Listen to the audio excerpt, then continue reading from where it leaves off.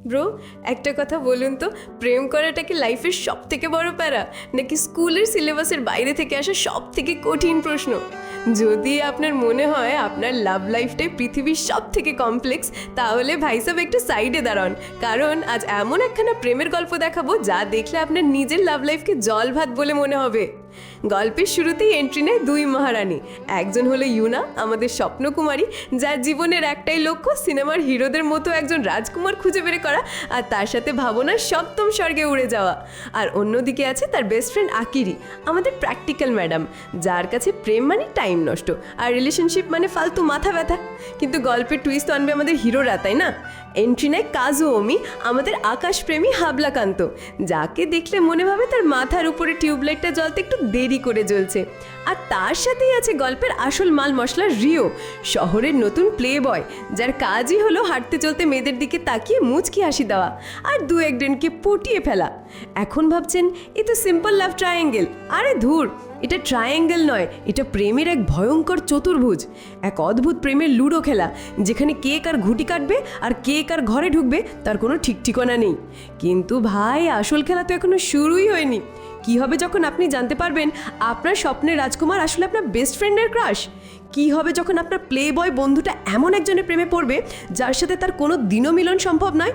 আর সব থেকে বড় বোমটা ফাটবে তখন, যখন গল্পের মাঝখানে আপনি জানতে পারবেন এই চারজনের মধ্যে এমন এক নিষিদ্ধ সম্পর্ক লুকিয়ে আছে যা জানলে আপনার পায়ের তলার মাটি সরে যাবে।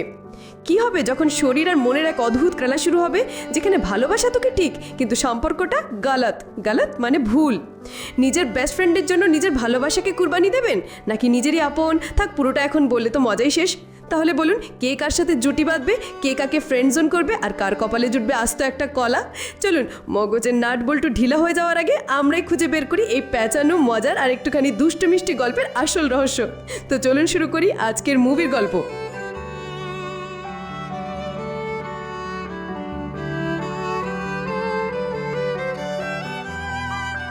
এই গল্পের প্রধান চারজন চরিত্র রয়েছে। আকারি, সেই তার ফোনের টেক্সট দেখে ভাবছে পৃথিবীতে যদি এমন কোনো উপায় থাকতো যেখানে সবাইকে খুশি রাখা যেত। আর এ হচ্ছে ইয়োনা, সে একটা গল্পের বই দেখছে আর ভাবছে আমি চাই না অন্য কাউকে কষ্ট দিতে। এ হচ্ছে ইনুই, সে চায় তার জীবন যতটা সম্ভব খুশি হয়ে কাটাতে। তেমনি এই ছেলেটা হচ্ছে রিও। রিও বৃষ্টিতে ভিজে কারোর জন্য অপেক্ষা করছে আর বলছে যখন সময় আসবে আমি একটা সিদ্ধান্ত নেব। টিফিন খাওয়ার সময় আকারি ইয়োনাকে তার গতকালের টেক্সট দেখিয়ে বলে, তোমার এই প্রিন্স কে?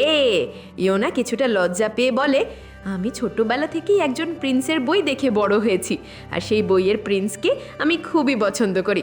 সে আমার প্রথম ভালোবাসা। আর আজকে আমি লিফটে একটা ছেলেকে দেখেছি, সে একদম দেখতে আমার গল্পের প্রিন্সের মতো, আর সে আমাদের অ্যাপার্টমেন্টেই থাকে। আকারি এসব শোনার পর বলে, তোমার তার সাথে কথা বলা উচিত। ইয়োনা বলে, না না না না, আমি তাকে এভাবেই দেখে ভালো থাকবো। তাছাড়া আমি ছেলেদের সাথে কথা বলে ভীষণ বিব্রত বোধ করি। তখনই ইনুই এসে ইয়োনাকে একটা ডিভিডি দেয়। ইয়োনা ইনুইকে আকারির সাথে পরিচয় করিয়ে দেয়। ইনুই আকারিকে দেখে চিনতে পারে, কারণ ইয়োনা তাকে তার কথা অনেক বলেছে। সে চলে গেলে আকারি বলে, তুমি তো ছেলেদের সাথে কথা বলতে অনেক কমফোর্টেবল। ইয়োনা বলে, সে তো আমার ছোটবেলার বন্ধু। বিকেলে ইয়োনা গ্রুপ স্টাডি করতে আকারির বাড়িতে আসে। সে ডোর নক করতেই রিও দরজা খোলে। রিওকে দেখে ইয়োনার সেই বইয়ের প্রিন্সের কথা মনে পড়ে। ইয়োনা তাকে সেভাবে দেখে অবাক হয়। সে চিন্তা করে আকারির বাড়িতে সে কি করছে, সে আকারির বয়ফ্রেন্ড না তো? তখনই আকারি সেখানে আসে। সে বলে, ও আমার ভাই রিও। ইয়োনা রিওকে দেখতেই থাকে। আকারি সেটা দেখে বুঝতে পারে ইয়োনা আসলে রিওর কথাই বলেছিল। আসলে রিওই হলো তার সেই গল্পের প্রিন্স। আর এটা বুঝে সে রিওকে গ্রুপ স্টাডিতে ইয়োনাকে হেল্প করার জন্য বলে। সে তাদের প্রাইভেসি দেওয়ার জন্য বলে, আমি স্টোর থেকে আসছি। এই বলে সে তাদের দুজনকে রেখে সেখান থেকে চলে যায়। রিও তার ব্যাগ থেকে বই বের করার সময় বইয়ের ভিতর থেকে একটা লাভ লেটার পড়ে যায়। রিও তখন ইয়োনাকে বলে, সেটা সকালে একটা মেয়ে আমায় দিয়েছে। ইয়োনা বলে, তুমি কি প্রায় লেটার পেয়ে থাকো? রিও বলে, না না, মাঝে মধ্যে, কিন্তু আমি তাদের রিজেক্ট করে দিই, আমি এইসব পছন্দ করি না। কাউকে কষ্ট দেওয়ার চেয়ে প্রথমেই রিজেক্ট করে দেওয়া অনেক ভালো। এদিকে আকারি বাইরে এসে ইনুইকে দেখতে পায়, তার দুজন বসে গল্প করে। ইনুই আকারিকে বলে, আমি অবাক হয়েছিলাম যখন ইয়োনা আমাকে বলেছিল যে সে তোমার বন্ধু হয়েছে।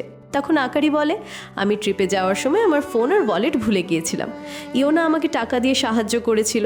পরে জানতে পারি আমরা একই অ্যাপার্টমেন্টে থাকি, আর এইভাবেই আমাদের বন্ধুত্ব শুরু হয়। যদিও আমরা দুজনই একদম আলাদা, কিন্তু ইয়োনা অনেক ভালো মেয়ে। এদিকে রিও ইয়োনাকে বলে, তুমি কি কাউকে পছন্দ করো? ইয়োনা বলে, আমার মনে হয় সেটা আমার জন্য একদম ইউজলেস, কারণ আমি জানি সেও আমাকে রিজেক্ট করে দেবে। এটা শোনার পর রিও হেসে বলে, সেই ছেলেটি অবশ্যই পাগল হবে যে তোমাকে রিজেক্ট করে দেবে, তাকে ভুলে যাও। ইয়োনা বলে, আমি তাকে কনফেস করতে পারবো না, কারণ আমি জানি আমি রিজেক্ট হয়ে যাব, আমার মধ্যে সেই সাহসটা নেই। রিও এটা শোনার পর বলে, এরকম কখনোই বলবে না যে তোমার ভালোবাসা তুমি কনফেস করতে পারবে না, সেটা শুধু আমার ক্ষেত্রেই প্রযোজ্য। ইয়োনা বলে, তা কেন?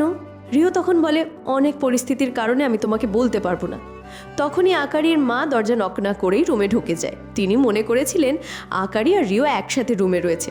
আকারি সেখানে আসলে রিও বলে, তিনি ভেবেছিলেন আমরা দুজনে একসাথে রয়েছি। আকারি এটা শুনে প্রচুর মন খারাপ করে, তার মাকে চিৎকার করে বলতে থাকে, তুমি রিওকে যেমন ভাবো সে তেমন না, তুমি সবসময় নিজের কথাই চিন্তা করেছো। তোমার যদি এতটাই চিন্তা থাকতো এই বিষয়টা নিয়ে, তাহলে তুমি রিওর বাবাকে কেন বিয়ে করলে? রিও আমার জন্য শুধু ভাই। ইয়োনা এই কথা শোনার পর বুঝতে পারে তারা দুজন আপন ভাই বোন নয়।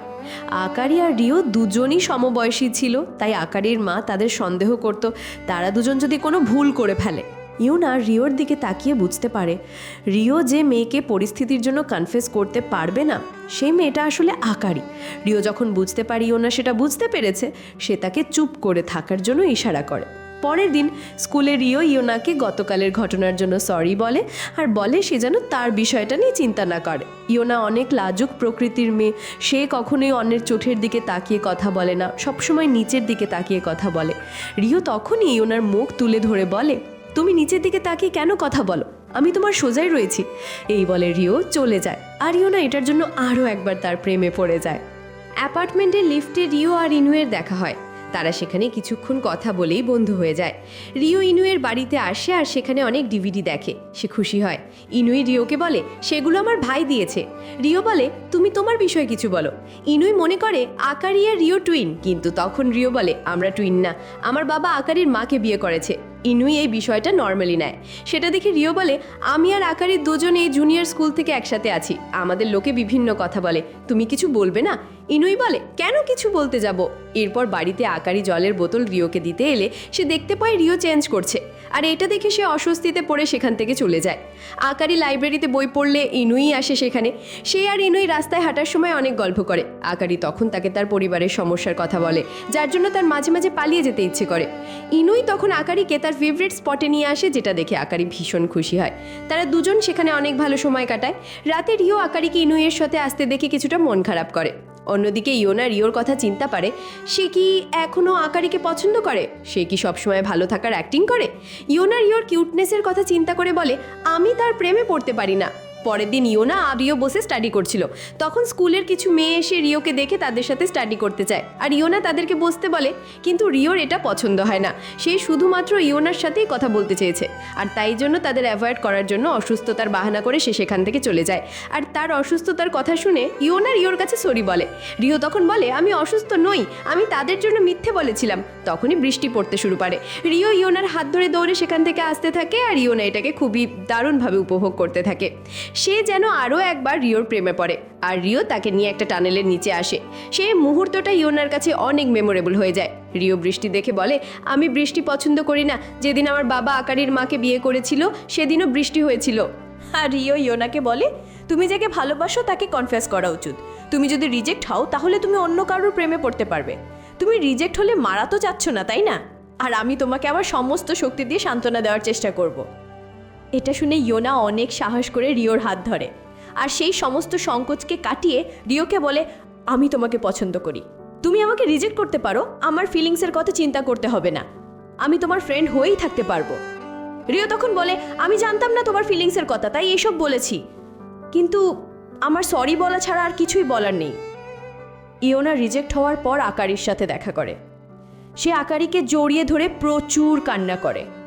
আকারি বুঝতে পারে রিও তাকে রিজেক্ট করে দিয়েছে, কিন্তু সে ইয়োনার জন্য খুশি হয়, কারণ সে কনফেস করার মতো সাহস করেছে। সে এই পৃথিবীকে নতুন করে চিনতে পারবে। আকারি জিম করতে গিয়ে পড়ে যায়। ইনুই তাকে কোলে করে হসপিটালে নিয়ে আসে। কিছু স্টুডেন্ট এসে রিওকে সেটা বলে। তারা রিওকে বলে ইনুই প্রিন্সের মতো করে আকারিকে উঠিয়ে নিয়ে গেছে। তারা রিওকে ছবিও দেখাতে চায়, কিন্তু রিও সেটা দেখতে চায় না। সে আকারিকে দেখতে হসপিটালে আসে, কিন্তু দেখতে তাই ইনুই তার অনেক যত্ন নিচ্ছে। এটা দেখে রিও কষ্ট পেয়ে আর আকারির সাথে দেখা করে না। আকারি হসপিটাল থেকে বের হয়ে দেখতে পায় বৃষ্টি হচ্ছে। তখনই সেখানে তার জন্য রিও ছাতা নিয়ে আসে। হাঁটার সময় রিও আকারিকে জিজ্ঞেস করে, তুমি কি ইনুইকে পছন্দ করো? সেটা শুনে আকারি বলে, আমরা ভাই বোন এই বিষয় নিয়ে কথা বলতে পারি না। আর এই কথা শুনে রিও কিছুটা রেগে যায়। আকারি বলে, আমি যদি কিছু ভুল বলে থাকি তাহলে তার জন্য সরি। আর রিও তখনই আকারিকে চুমু কাড়ে। তারা দুজনই তখন একটা সাইকেল পড়ার শব্দ শুনতে পায়। আকারি ভীষণ রেগে যায়। নেক্সট টাইম এরকম অসম্ভব কিছু করবে না। আমি মনে করব আমাদের মধ্যে এমন কিছুই হয়নি। আমরা আমাদের পরিবারের জন্য এতদিন ধরে যত কষ্ট করে এসেছি তাই ভাবে নষ্ট করে দিও না। এই বলে আকারি চলে যায়। আকারি আর রিও এর আগেও let me it your pancreas নামে একটা মুভি করেছিল, আর সেই গল্পটিও অসাধারণ। তোমরা যদি সেই গল্পটা না দেখে থাকো তাহলে লিঙ্ক ডিসক্রিপশনের আই বাটনে দিয়ে দিলাম, চাইলে দেখে নিতে পারো। পরের দিন স্কুলে আকারিকে চুপচাপ দেখে ইয়োনা তার সাথে কথা বলতে আসে, আর তখনই রিও তার সাথে কথা বলতে আসে। আকারি তাকে দেখে সেখান থেকে চলে আসে। রিও ইয়োনাকে বলে, আমি তাকে গতকাল চুমু করেছি, সে আমাকে এরকম অসম্ভব কিছু করতে মানা করেছে, আর সে আমাকে কনফেস করার সুযোগ দেবে না। রিও তখন ইয়োনাকে তার গল্প বলে। সে বলে, আমি আকারিকে আমার স্কুলে ট্রান্সফার হওয়ার পর থেকেই পছন্দ করতে শুরু করি। আমি একদিন সাহস করে আমার মনের কথা তাকে বলার জন্য সিদ্ধান্ত নিই, আর তাকে আমার সাথে দেখা করার জন্য বলি। তখনই আমার বাবার ফোন থেকে আকারি কল করে। আমি তাকে ফোন পেয়ে অবাক হয়ে গিয়েছিলাম, কিন্তু আমি সেখানে গিয়ে জানতে পারি আমার বাবা যাকে বিয়ে করছেন তিনি আকারির মা হন। আর সেদিন আকারির ফোন ভেঙে যাওয়ায় সে আমার টেক্সট দেখতে পাইনি, তাই আমিও আমার ফোন থেকে টেক্সট ডিলিট করে দিয়েছি, আর আজ পর্যন্ত তার কাছে কনফেস করতে পারিনি। রিওর কাছ থেকে এইসব শোনার পর ইয়োনা আকারিকে টেক্সট করে দেখা করার জন্য। পরের দিন স্কুলে আবার রিও আকারির সাথে কথা বলতে আসে, কারণ বাড়িতে তার সাথে কথা বলতে পারতো না, তার মা তাকে সন্দেহ করতো। তখন কিছু স্টুডেন্ট এসে বলে, এটা কি সত্যি তোমরা ভাই বোন? তারা এই বিষয়টা নিয়ে মজা করলে রিও তাদের কথা শোনাতেই যাবে, কিন্তু তখনই ইনুই এসে তাদের বিরুদ্ধে কথা বলে। রিও আকারির সাথে কথা বলতে চাইলে ইয়োনা তার হাত ধরে টেনে তাকে অন্য জায়গায় নিয়ে আসে। প্রায় কান্না করতে করতে বলে, তুমি তাকে ফোর্স করতে পারো না, তুমি শুধু তোমার কথাই ভাবছো, আকারির কথা ভাবছো না। আকারি আমাকে গতকাল সব বলেছে। গতকাল যখন ইয়োনা আকারির সাথে দেখা করতে যায় তখন আকারি বলে, আমি সেদিন শিওর ছিলাম রিও আমাকে তার মনের কথা বলবে, আর আমি এটা ভেবে অনেক খুশি ছিলাম। আর আমি যখন তার সাথে দেখা করতে যাই তখনই আমার মা তার বয়ফ্রেন্ডকে আমার সাথে দেখা করাতে নিয়ে আসে, আর আমি জানতে পারি তিনি রিওর বাবা হন। আর সেদিন আমি ইচ্ছে করে আমার ফোনটাকে নষ্ট করে ফেলেছিলাম, কারণ আমি আর কোনো পরিবার হারাতে চাইনি। আমি চাইনি রিও এটা জানতে পারুক যে আমি তার মনের কথা জানি, আর সেই জন্য আমি আমার ফোনটাকে ভেঙে ফেলেছিলাম। আর সবার কথা চিন্তা করে এই সিদ্ধান্ত নিয়েছিলাম যেন কেউ কষ্ট না পায়। আকারিও রিওকে পছন্দ করত, কিন্তু সে তার মনের কথা বুঝতে দেয়নি তাদের পরিবারের জন্য। রিও বাড়িতে চিন্তা করে সেদিন আকারি কতটা কষ্ট নিয়ে তার সাথে হাসি মুখে কথা বলেছিল, আর এসব ভেবে সে আকারিকে সেদিনের জন্য সরি বলে, আর বলে আমরা ভাই বোন হয়েই থাকবো যেমনটা তুমি বলেছিলে। এসব বলে রিও ভেতরে এসে মনে মনে বলে, সব কিছু একা সামলানোর জন্যে তোমাকে অনেক ধন্যবাদ আকারি। আকারিও তার রুমে এসে প্রচুর কান্না করে, কারণ তার ভালোবাসা আজ শেষ হয়ে গেছে। স্কুলে এসে রিও ইয়োনাকে সব কিছুর জন্য ধন্যবাদ জানায়। সে বলে, আমি আকারির সামনে নর্মাল থাকার চেষ্টা করব, আর আমার মধ্যে থাকা তার প্রতি সমস্ত অনুভূতি, সমস্ত ভালোবাসাকে মেরে ফেলে আমাকে নতুন অনুভূতির জন্ম দিতে হবে। আর সেদিনের পর থেকেই ইয়োনাকে রিওর ভালো লাগতে শুরু করে। আকারি ইনুইয়ের সাথে মুভি নিয়ে গল্প করে। সে বলে, আমি রোম্যান্টিক মুভি পছন্দ করি। ইনুই বলে, আমি তোমার জন্য পরদিন বাড়ি থেকে একটা ডিভিডি নিয়ে আসবো যার নাম অ্যাবাউট টাইম। বাড়িতে এসে ইনুই তার ভাইকে রুমে দেখতে পায়। তাদের বাবা মা প্রায় ঝগড়া করে, সেটা তার ভাইয়ের জন্যই করে। ইনুইয়ের ভাই যাওয়ার সময় বলে, তুমি কি কাউকে পছন্দ করো? ইনুই তার কাঁধে হাত রেখে বলে, না তো। তখন তার ভাই বলে, তুমি যখন মিথ্যে বলো তখন তুমি তোমার কাঁধে হাত রাখো। এরপর দেখতে পায় তার বাবা মা আবার ঝগড়া করছে, আর ইনুই তা অ্যাভয়েড করার জন্য হেডফোন লাগিয়ে মুভি দেখতে থাকে। এরপর স্প্রিং ফেস্টিভ্যালে ইয়োনা আকারির কাছে সাজতে আসে।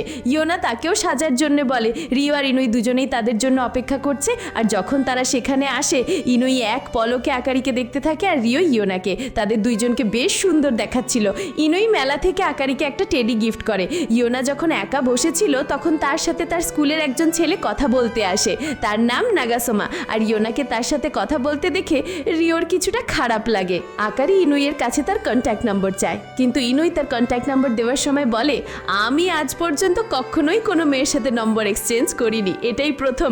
আর তখন আকারি বলে, তুমি কি কাউকে ডেট করছো? ইনুই বলে, এরকম কিছু না। আকারি বলে, তুমি কি তাহলে আমার সাথে ডেট করতে চাও? কিন্তু ইনুই তার কাঁধে হাত রেখে বলে, আমি তোমাকে পছন্দ করি না। আকারি সেটা শুনে তার কষ্ট বুঝতে দেয় না। সে হাসি মুখে ইনুইকে বলে, আমি লজ্জিত, হয়তো আমার বুঝতে ভুল হয়েছে, আমাকে ভুল বুঝো না। এই বলে আকারি সেখান থেকে তড়িঘড়ি করে চলে আসে। আর ইনুই আকারিকে এতটা পছন্দ করে, তাকে এতটা ভালোবাসে, তবুও তাকে বলেছে সে তাকে পছন্দ করে না। কারণ সেদিন বৃষ্টিতে রিও যখন আকারিকে চুমু করেছিল তখন ইনুই দেখে ফেলেছিল। সে তখনই ডিসাইড করে নিয়েছিল যাই হোক সে কখনো তার ফিলিংস প্রকাশ করবে না। স্কুলের স্প্রিং ফেস্টিভ্যালে আকারি আর ইনুই একই টিমে পড়ে। ইনুই আকারির জন্য ডিভিডি নিয়ে আসে, কিন্তু সে তাকে ডিভিডি দেয় না। আসলে সে আকারির থেকে নিজেকে দূরে রাখার চেষ্টা করছিল। ইনুই ছবি তোলার সময় তার সামনে আকারি চলে আসে। ছবি তোলার সময় আকারিকে দেখে তার বারবার মনে হচ্ছিল সে আকারিকে তার মনের কথাটা বলে দিক, আর এই জন্য সে তার মনের কথাটা বলতেও যায়। কিন্তু সে কথা বলতে শুরু করার সময় আকারি বলে ওঠে, তুমি এসব নিয়ে কিছু ভেবো না, আমি তো ভুল বুঝে তোমাকে সেসব বলেছিলাম, আমি সেগুলো একদমই ভুলে গেছি, তুমি এইসব নিয়ে একদমই টেনশন করো না। আর আকারি এসব কথা শুনে ইনুই তাকে কিছু বলতে পারে না। এদিকে ইয়োনা ফেস্টিভ্যালে রিওকে খুঁজতে আসে। তখন নাগাসুমা বলে, আমি তোমাকে তাকে খোঁজার জন্য সাহায্য করব, চলো আমরা একসাথে রিওকে খুঁজতে যাই। এদিকে কিছু মেয়ে আকারিকে এসে বলে, উইশুকু এসেছে। উইশুকু হচ্ছে আকারির এক্স বয়ফ্রেন্ড। আকারি তাকে বলে, তুমি এতদিন পর কেন এসেছো? উইশুকু তখন বলে, আমি তোমার সাথে শুধু আমাদের বয়সের পার্থক্যের জন্য ব্রেকআপ করিনি, তুমি সঠিক সময় কখনো ভালো কিছু বলতে না, অন্য কেউ তোমার মতো করে চিন্তা না করলে সেটা নিয়েই তোমার সমস্যা ছিল, তুমি তোমার খারাপ লাগাটা অন্যদের দেখাতে চাইতে না, নিজের অনুভূতিগুলোকে সবসময় লুকিয়ে রাখতে, আর সেই জন্য আমার মনে হয়েছিল তুমি হয়তো আমাকে ভালোবাসো না, আর এটাই ছিল আমাদের ব্রেকআপের আসল কারণ। আর আকারি তখন বুঝতে পারে সে সবসময় তার অনুভূতিগুলিকে লুকিয়ে রাখার চেষ্টা করেছে। যখন ইনুই তাকে বলেছিল সে তাকে পছন্দ করে না, তখনও সে তার অনুভূতিকে লুকিয়ে রেখেছে। এদিকে জিও ফেস্টিভ্যালে নাটক করার জন্য প্রিন্সের মতো সেজেছে। সে তখন দেখতে পায় নাগাসুমা ইয়োনার হাত ধরে তাকে নিয়ে চলে যাচ্ছে। তার ভীষণ জেলাস ফিল হয়, সে শিওর হয়ে যায় তার ইয়োনার প্রতি ফিলিংস রয়েছে, আর এই জন্য সে ইয়োনাকে খুঁজতে শুরু করে। সে এসে ইনুইকে জিজ্ঞেস করে সে ইয়োনাকে দেখেছে কিনা, কিন্তু ইনুই বলে না, সে দেখেনি।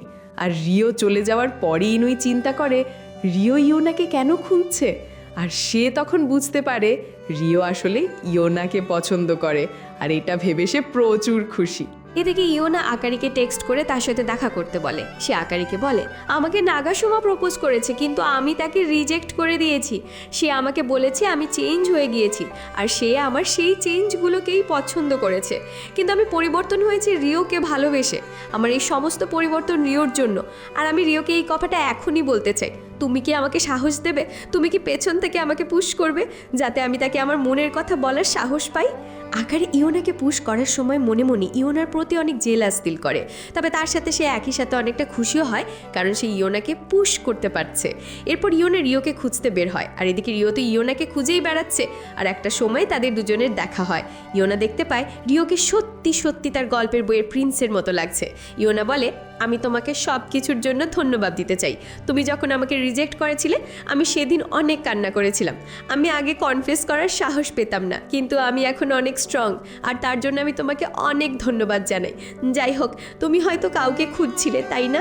রিও বলে, হ্যাঁ, এই পুরো সময়টা আমি শুধু তোমাকে খুঁজছিলাম। আমি চাই তুমি আরও একবার আমার প্রেমে পড়ো, আমি তোমাকে পছন্দ করি। ইয়োনা তখন বলে, এইসব স্বপ্ন নয় তো? রিও বলে, না, এটা সত্যি। তারা দুজনে অনেক হ্যাপি, আর ইনুই তাদের দুজনের একসাথে একটা ছবি তুলে নেয়। আকারি রিও আর ইয়োনার একসাথে ছবি দেখে অনেক হ্যাপি হয়, আর তখনই পাশে এসে নিজের ছবি দেখতে পায় ইনুইয়ের তোলা, আর এটা দেখে সে অনেক খুশিও হয়। ইনুই যখন ইয়োনা আর রিওর ছবি তুলেছিল তাদেরকে দেখে মনে হচ্ছিল তারা সত্যি যেন ফেয়ারি টেলের কোনো চরিত্র, এক প্রিন্স এক প্রিন্সেস। কিন্তু আমরা তো জানি বাস্তবতা কখনো ফেয়ারি টেলের মতো এত সুন্দর করে শেষ হয় না। আকারি বাড়িতে এসে জানতে পারে তার বাবা মা আবার ডিভোর্স নেওয়ার কথা বলছে। এদিকে ইয়োনা আর রিও একে অপর সাথে অনেক হ্যাপি রয়েছে। আকারি ক্রিসমাস উপলক্ষে বাড়িতে কেক নিয়ে আসে, কিন্তু বাড়িতে কেউ না থাকায় আকারি ইনুইয়ের বাড়িতে কেক নিয়ে আসে। সেখানে ইনুইয়ের বাবা মায়ের ঝগড়া করতে শোনে, তাই সেই ইনুইয়ের তার ফেভারিট স্পটে নিয়ে আসে। তারা দুজন সেখানে অনেকটা ভালো সময় কাটায়। ইনুই আকারের সাথে থেকে তার বাড়ির সমস্ত দুঃখ কষ্ট সব ভুলে যায়। ইনুই বলে আমার বড় ভাই অ্যাক্টর হওয়ার জন্য স্কুল ছেড়েছে, তাই বাবা মা সেজন্য সবসময় ঝগড়া করে। আকারি জানতে চাইলে ইনুই বলে আমি একজন মুভি মেকার হতে চাই, সেটা আমার স্বপ্ন।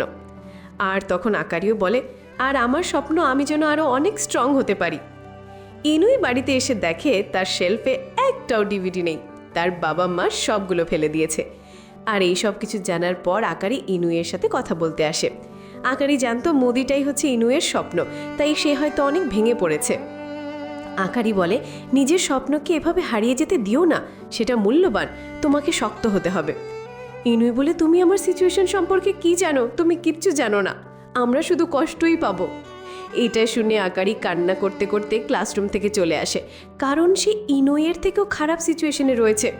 রিও ইয়োনাকে বলে আমাদের বাবা মা হয়তো আবার ডিভোর্স করবে, আমার বাবার আমেরিকাতে ট্রান্সফার হয়েছে, কিন্তু আকারি আমার বাবার সাথে বিদেশে পড়তে রাজি হয়েছে। সে শুধুমাত্র রাজি হয়েছে যাতে তাদের পরিবারটা বেঁচে থাকে, যাতে সে আমার বাবার সাথে থাকে আর আমি তার মায়ের সাথে, তাহলেই একমাত্র আমাদের পরিবারটা বেঁচে থাকবে। সে সবসময় অন্যদের কথা ভেবে এক ধাপ এগিয়ে চলে। রাতে ইউনা আকারির বাড়িতে আসে। সে তখন আকারির মাকে জোরে পড়ে আমি আকারির জন্য পরিবর্তন হয়েছি, সবাই আকারিকে পছন্দ করে, আমি রিও এমনকি ইনুই আমরা সবাই আকারিকে পছন্দ করি। আমি চাই আকারে মামার সমস্ত কথা শুনতে পাক, আকারির তার নিজের অনুভূতিকে প্রকাশ করা উচিত, আমি চাই আপনি তার সাথে কথা বলুন। আর আকারির রুম থেকে এসব শুনতে পেয়ে ইউনাকে টেক্সটে ধন্যবাদ জানায়। আকারির মা তারপর আকারির সাথে কথা বলে, সে তার কষ্ট পুরোপুরি বুঝতে পারে আর তাকে সাহস দেয়। রিওর কাছ থেকে ইনুই জানতে পারে আকারি নেক্সট মান্থে আমেরিকা চলে যাবে। তখন রিও বলে তুমি আকারিকে পছন্দ করো, তোমার আকারিকে নিজের অনুভূতির কথা জানানো উচিত। ইনুই তারপর ডেস্কে একটা ডিভিডি দেখতে পায়, সেই ডিভিডি আসলে অ্যাবাউট টাইম মুভিটির ছিল।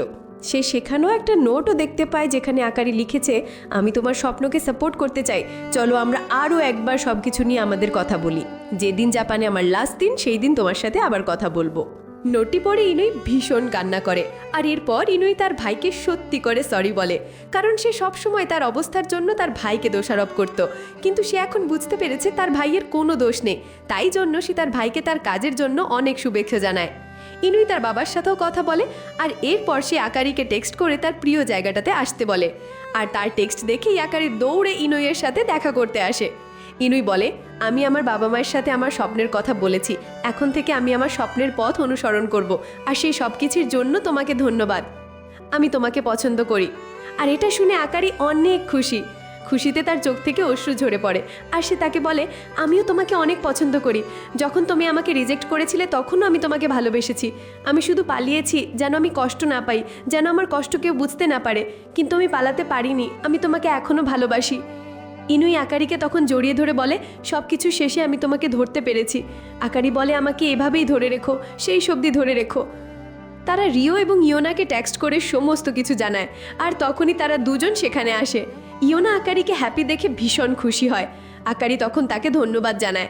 তারা চারজনই একসাথে সমস্ত পুরনো কথা ভুলে গিয়ে ভালো আছে, আর তাদের সবার এই খুশির জন্য সবারই হাত রয়েছে।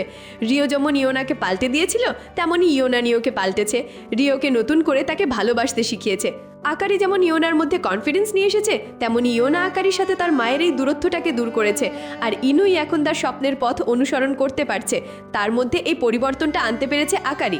এভাবেই সবার প্রতি সবারই কোনো না কোনো হাত রয়েছে, আর সবাই একে অপরকে সাহায্য করে একে অপরকে পাল্টে নিয়ে অনেক খুশি আছে। তো কেমন লাগলো এই প্রেমের জিলাপির প্যাচ? ব্রেন পুরাই শর্ট সার্কিট হয়ে গেল, তাই না?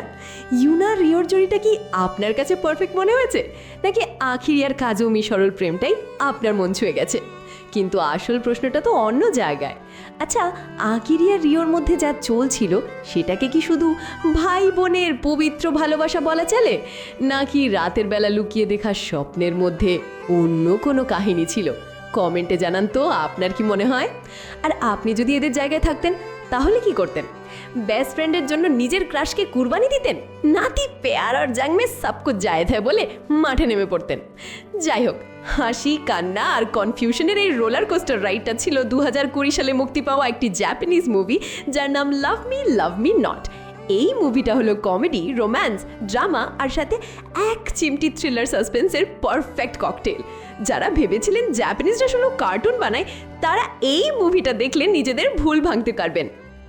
ভিডিওটা দেখে যদি 1 সেকেন্ডের জন্যও হেসে থাকেন তাহলে এখনই লাইক বাটনে কোনোই দিয়ে একটা ঘুতো মারুন, বন্ধুদের সাথে শেয়ার করে তাদের লাভ লাইফের সাথে তুলনা করতে বলুন, আর আমাদের চ্যানেলটাকে সাবস্ক্রাইব করতে একদম ভুলবেন না। এরপরে কোন মুভি এমন চাটনি বানিয়ে এক্সপ্লেনেশন চান কমেন্টে জানাতে থাকুন। দেখা হবে পরের ভিডিওতে নতুন কোনো কে পপ মুভির কিস্সা নিয়ে। ততক্ষণের জন্য টাটা।